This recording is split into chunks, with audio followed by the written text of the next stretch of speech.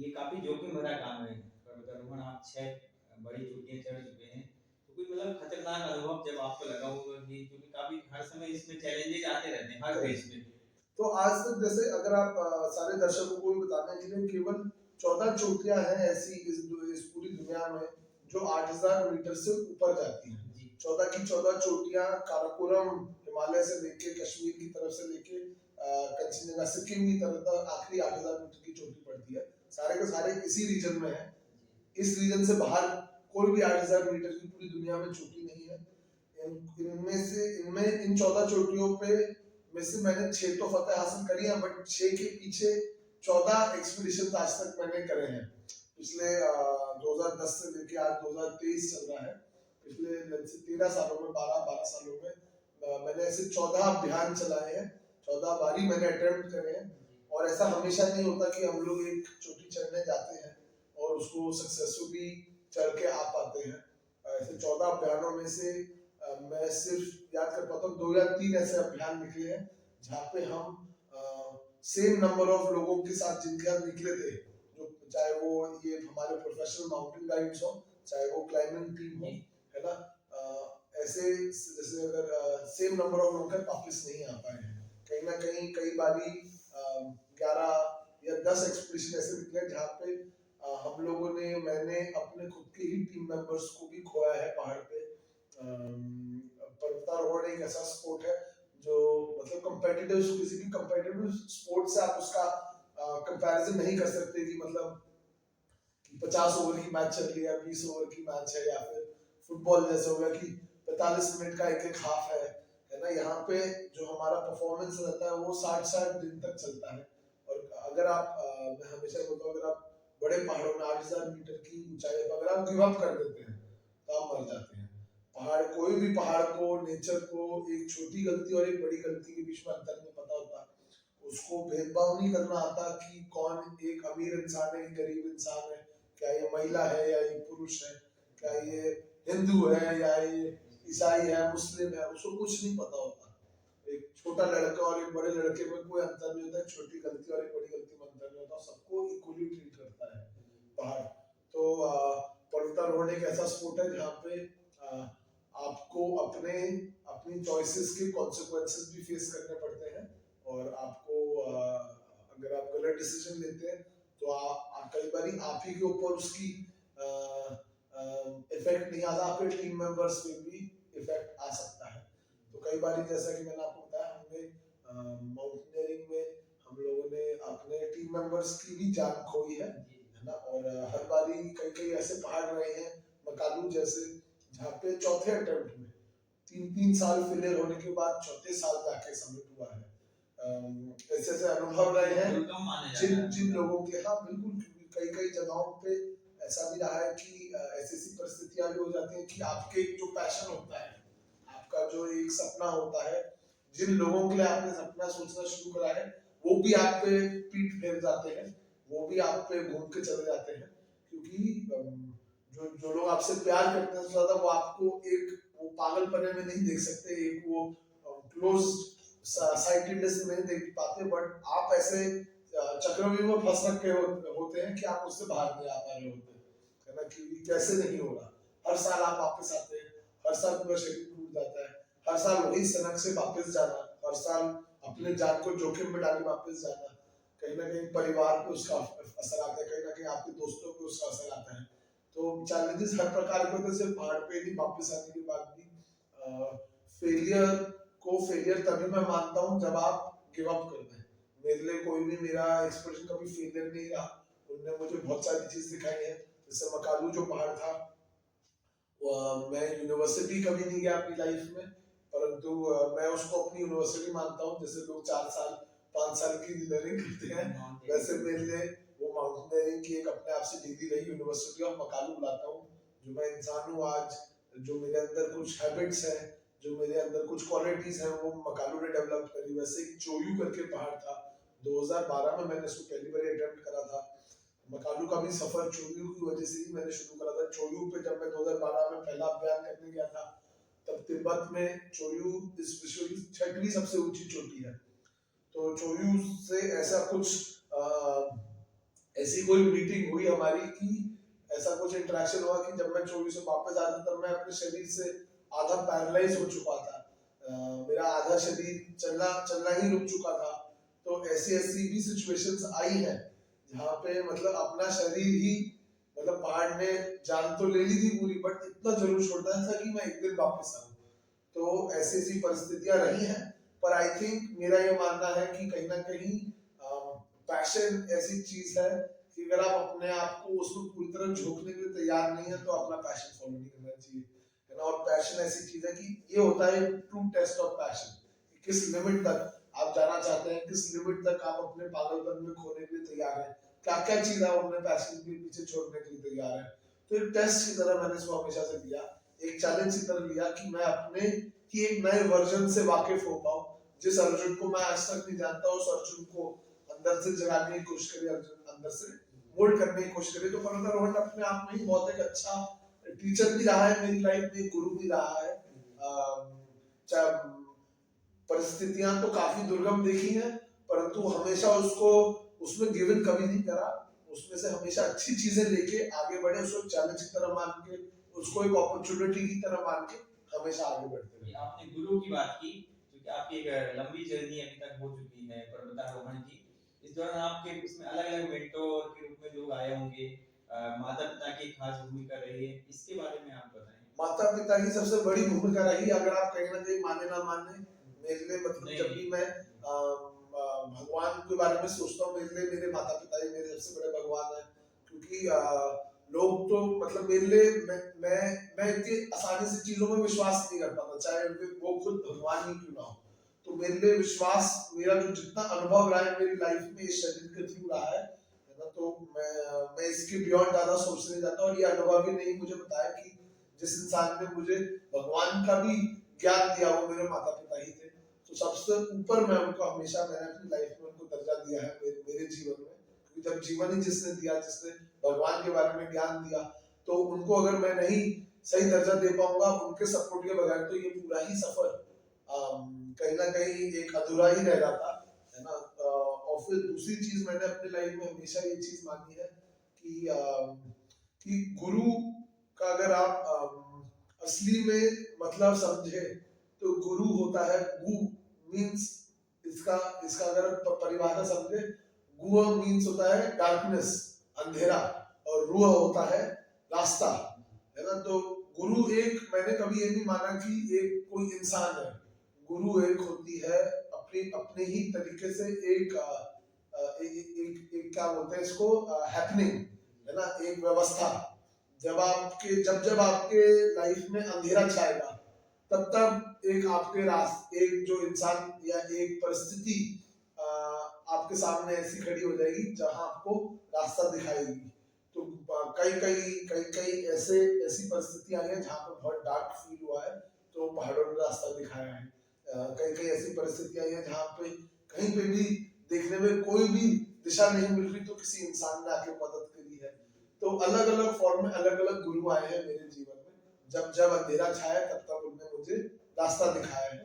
तो मैं बहुत सारे गुरु रहे मेरे जीवन में मेरे, और सभी को मैं प्रणाम करता हूँ हमेशा, क्योंकि उन्हीं लोगों ने कठिन परिस्थितियों में मुझे आगे का रास्ता दिखाया है। 2018 में आपने लास्ट कंचनजंगा समिट को फतेह किया था, बीच में फिर कोविड का फेज आया। अब आगे की क्या प्लानिंग है, आगे कौन सी चोटियों को आप टारगेट में रखे हुए हैं? अब धीरे धीरे करके आगे बढ़ रहे हैं, जैसे जैसे उम्र बढ़ती गई वैसे वैसे थोड़े टारगेट भी चेंज होते गए हैं।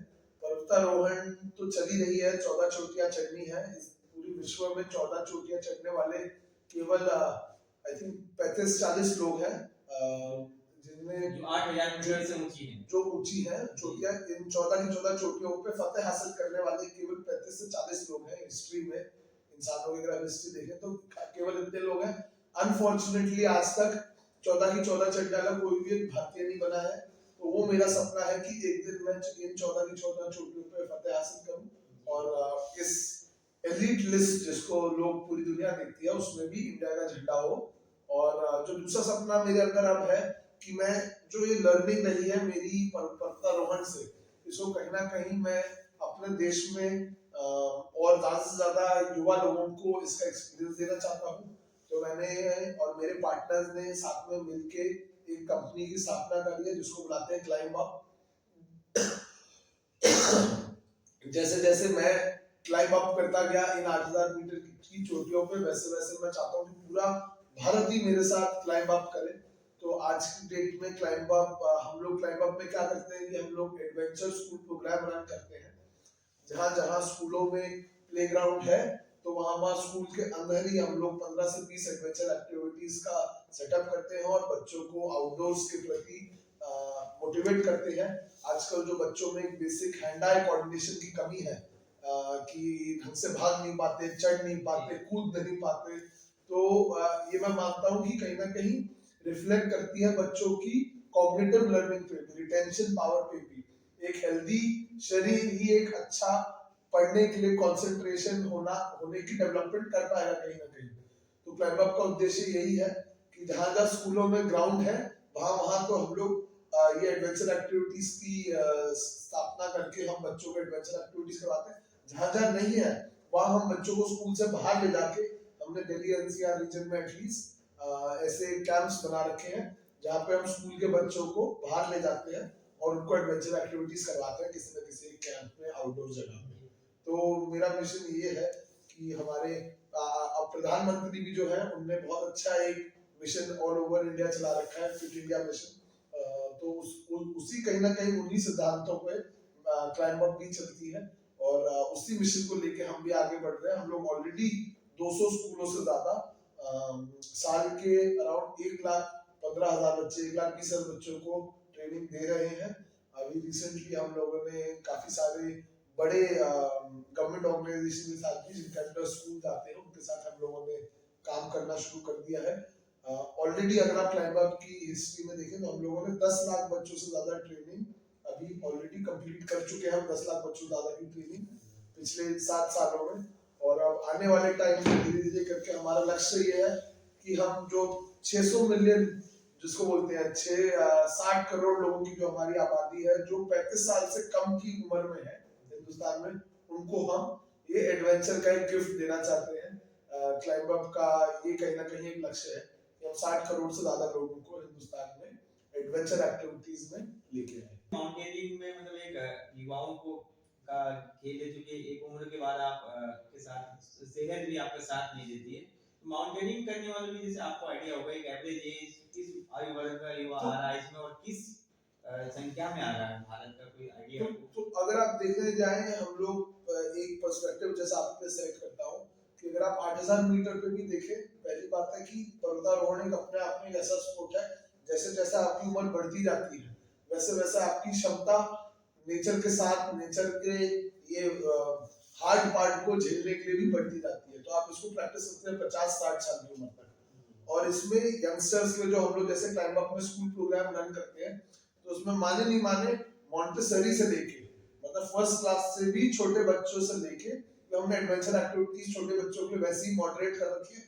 तो वहां से हम बच्चों की शुरुआत करवा रहे हैं, है ना, कि बिल्कुल ही 4 ईयर ओल्ड 5 ईयर ओल्ड बच्चों को भी 4 से 5 साल के बच्चों को भी पकड़ के हम उनको कॉन्फिडेंस वॉक हो गया, कार्बोनेट हो गई, टायर टावर हो गया, ये सब एक्टिविटीज आ रहे हैं, टेरोलिन ट्रैवर्स हो गया, उन्हीं के हिसाब से वो मॉडरेटेड है, उन्हीं हिसाब से सेफ्टी मेजर्स को ध्यान रखते हुए हम उनको भी करवा रहे हैं एडवेंचर एक्टिविटीज। और ये जो हमारे स्कूल प्रोग्राम चलते हैं ये ऑलमोस्ट 12वीं कक्षा तक के बच्चे कर पाते हैं। ऑब्वियसली आते हैं सीनियर बच्चों को हम लोग बाहर भी ले जाने की कोशिश करते हैं स्कूलों, और इन लोगों को कन्विंस करते हैं कि आप 7वीं कक्षा से लेकर 12वीं कक्षा तक के बच्चों को 3 नाइट 4 डे हमारे प्रोग्राम, हमारे पास कैंप साइट्स है हिमाचल में, उत्तराखंड में, तो वहाँ हम बच्चों को लेके जाते हैं और वहाँ पे उनको नेचर के और करीब ले जा पाते हैं। एंड जनरली जो छोटे बच्चे होते हैं मॉन्टेसरी क्लास के, फर्स्ट क्लास के, 6वीं कक्षा तक के बच्चे, उनको हम स्कूल प्रेमिसेस के अंदर ही अंदर मैक्सिमम टाइम ट्रेनिंग देने की कोशिश करते हैं। क्योंकि आप बड़ी संख्या में बच्चों के साथ पिछले कुछ टाइम से काम कर रहे हैं, उनको एडवेंचरस एक्टिविटीज करा रहे हैं, तो क्या उनका इनके मेंटल हेल्थ पे, उनके जो पर्सनालिटी है उस पे किस तरीके का फर्क आप लोग देख पाते हैं? आप माने नहीं माने, पहले हम लोग ने जब एडवेंचर प्रोग्राम रन करना शुरू करे तब कहीं ना कहीं एक पेरेंट्स के अंदर भी एप्रीहेंशन रहता था, क्योंकि आज के जमाने के हिसाब से देखें तो पेरेंट्स भी कहीं ना कहीं काफी प्रोटेक्टिव रहते हैं, ओवर प्रोटेक्टिव रहते हैं, और ओवर प्रोटेक्टिवनेस के चक्कर में क्या होता है कि जो एक बच्चे की जो फिजिकल ग्रोथ होती है, कुछ लर्निंग्स होती है, वो नहीं हो पाती। तो एडवेंचर प्रोग्राम में ना जाने वाले बच्चे और एडवेंचर प्रोग्राम में जाने वाले बच्चों के बीच में अगर आप अंतर देखेंगे तो इतना ज्यादा रहता है। कहीं ना कहीं एडवेंचर एक्टिविटीज क्वालिटीज जैसे जो होती है लीडरशिप क्वालिटी, कॉन्फिडेंस, है ना, डिसीजन मेकिंग की कैपेबिलिटी की, और डिसीजन लेने के बाद जो उसके कॉन्सिक्वेंसेस हैं, जो आपके सामने परिस्थितियां डेवलप हो रही हैं, उनको झेलने की करेज अंदर से आपको दे पाती है। तो ये बड़े इंपॉर्टेंट स्किल सेट होता है बच्चों के अंदर, जिसको मारना नहीं चाहिए। जो एक बोलते हैं रिस्क टेकिंग कैपेबिलिटी होती है, इसको खत्म नहीं करती, इसको उल्टा बढ़ा के आगे लेके आती है। कहीं ना कहीं आप माने ना माने ऑलराउंड जो पर्सनालिटी होती है उसको डेवलप करती है। तो बहुत ही अच्छा हम लोग को रिस्पॉन्स मिलता है जहां जहां स्कूलों से, टीचरों से, प्रिंसिपल से, पेरेंट्स से। अब आज की डेट में जहां जहां हम लोग स्कूल प्रोग्राम एक बारी भी साल में चलाने के लिए हम लोग को बड़ी मुश्किल होती थी, एक बारी करने का आज की डेट में डिमांड इतनी आ रही है, पेरेंट्स चाहते हैं कि हम यहाँ वहां जाके प्रोग्राम 2-2 बारी साल में रन करें, 3-3 बारी करें, क्योंकि मुझे ऐसा लगता है कि एडवेंचर एक्टिविटी सही में बहुत एक पॉजिटिव एनवायरनमेंट क्रिएट करती है, एक स्ट्रॉन्ग माइंडसेट क्रिएट करती है, और एक strong sense of decision making create करते हैं कि मैंने क्या नहीं करना और क्या मैंने करना है। तो हमारा रिस्पॉन्स टच वुड बहुत अच्छा आ रहा है, और हमारा इंटेंशन भी बिल्कुल यही था कि ना ही हम सिर्फ बच्चों की ही मेंटालिटी चेंज ना करें, हम पेरेंट्स की मेंटालिटी चेंज करें, हम स्कूल की टीचर्स की मेंटालिटी चेंज करें। बच्चों को देख देख के आज की डेट में हालत ऐसी आ गई है कि टीचरों के भी काफी प्रोग्राम हम लोगों को रन करने पड़ते हैं, कि कई कई स्कूल ऐसे भी हैं जहाँ पे टीचर और मैनेजमेंट साहब बोलता है कि हमें भी ट्रैकिंग ले जाना है, हमें भी एडवेंचर एक्टिविटी करनी है, हमें भी ये एडवेंचर का जो रोमांचक साइड है वो एक्सपीरियंस करना है। अनुशासन की बात करें तो जो पर्वतारोही है वो एक इसके क्लासिक उदाहरण है। मतलब आप लोग एक लंबी ट्रेनिंग के बाद पर्वत को फतेह करते हैं।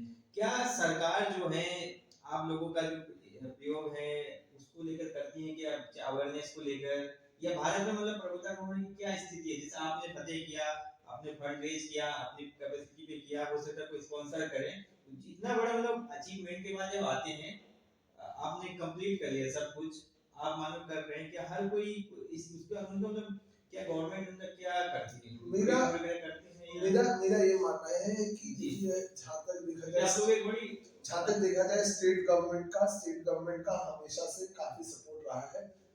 उन लोगों ने अपने रूप में ही यश भारतीय सम्मान जो यूपी स्टेट का जैसे हाईएस्ट सिविलियन ऑनर होता है उससे मुझे नवाजा गया है। अवार्ड जो चलती है कि इसमें कोई कंप्लेन करने वाली बात नहीं है, जो जो जैसी मेहनत करता है वैसे उसको चीजें मिलती जाती है। अगर आप एक सिस्टम के दौर पे देखें तो कहीं ना कहीं माउंटेनियरिंग को अपना खुद का दर्जा दिया गया है। जैसे अगर आप देखने जाए दूसरे सारे ही कम्पिटिटिव स्पोर्ट्स के लिए अर्जुन अवार्ड रहता है ना, और पर्वतारोहण के लिए गवर्नमेंट की तरफ से अपने आप में ही एक अलग नेशनल अवार्ड स्थित कराया गया है जिसको बोलते हैं Tenzing Norgay national adventure award.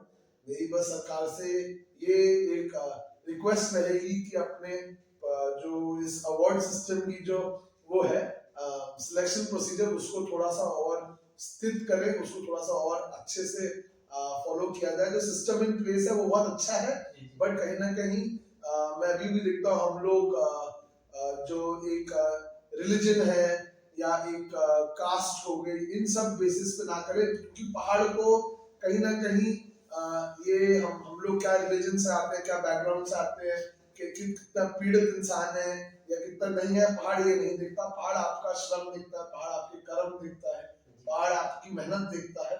तो उस बेसिस पे ये अवार्ड दिया जाना चाहिए, ना ही केवल कि आप कहीं ना कहीं किस बैकग्राउंड से आते हैं, क्या आप महिला है कि पुरुष है, इन सब चीजों पे ना दिया जाए। बस मेरी उनसे ये एक बहुत ही छोटे तरीके से एक रिक्वेस्ट रहेगी सरकार से भी, कि अपना जो सिस्टम है, सिलेक्शन प्रोसीजर है, वो नेशनल अवार्ड को, क्योंकि इसकी अहमियत काफी ज्यादा है अपने आप में। अगर कहीं ना कहीं हमारे जो दिग्गज लीडर रहे हैं इस देश के, जवाहरलाल नेहरू जी जैसे, नरसिम्हा राव जी जैसे पहले जो हमारे लीडर्स रहे हैं, उनने इस सिस्टम बनाए तो कोई ना कोई अच्छे सोच से बनाए।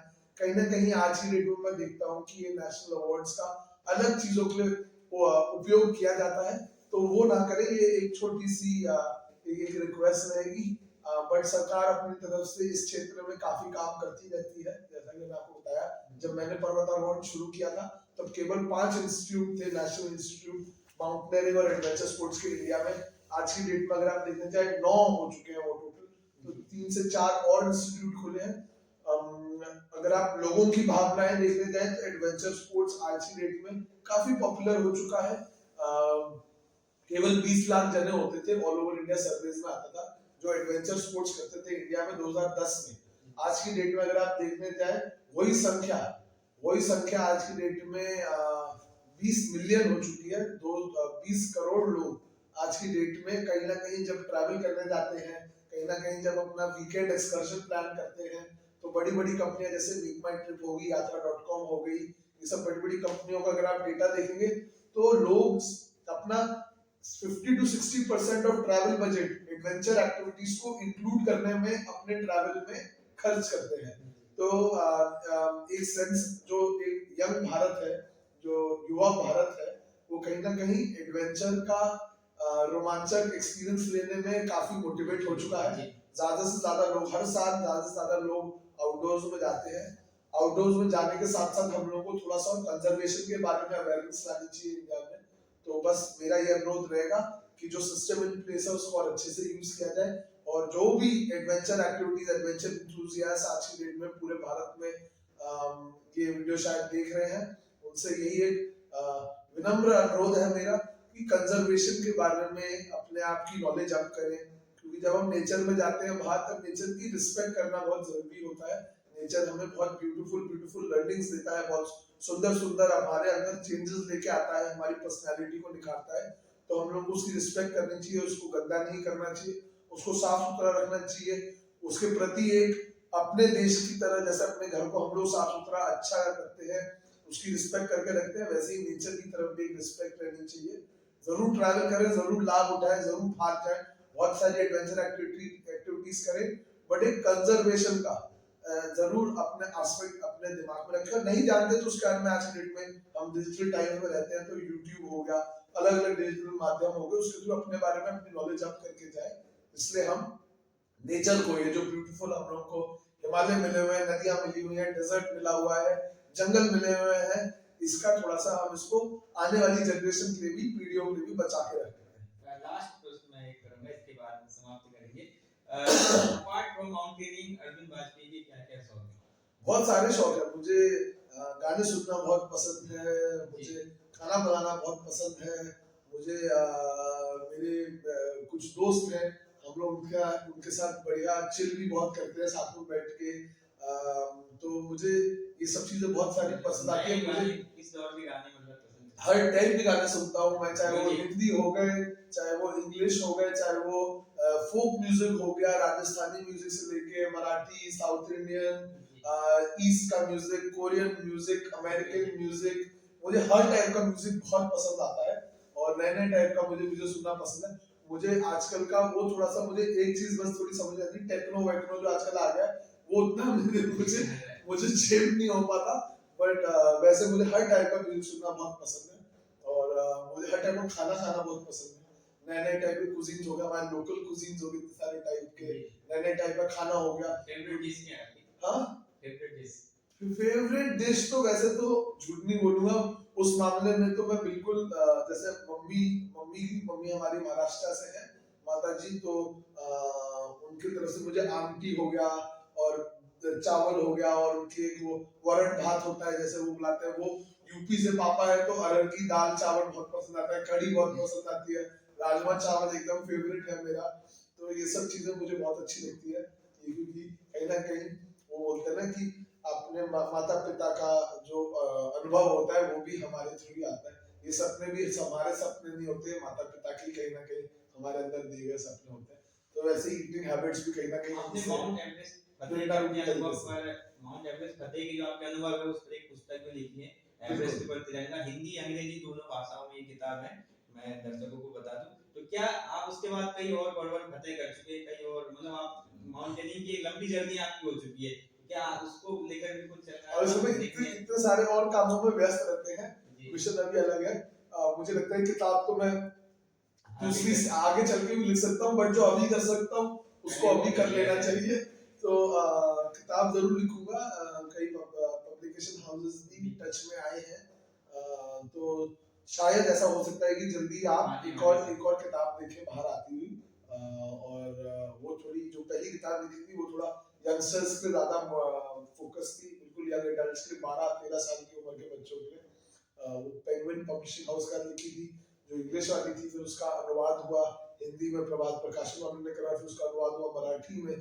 तो अब होपफुली जल्दी ही हम लोग एक शायद नई किताब कर आएंगे फिर से, और होपफुली फिर से उसको उसी सेम प्यार से आप सबके सपोर्ट मिलेगा, और जल्दी ही शायद आनी चाहिए। अर्जुन जी, आपने हमें समय दिया, इसके लिए आपका बहुत बहुत धन्यवाद।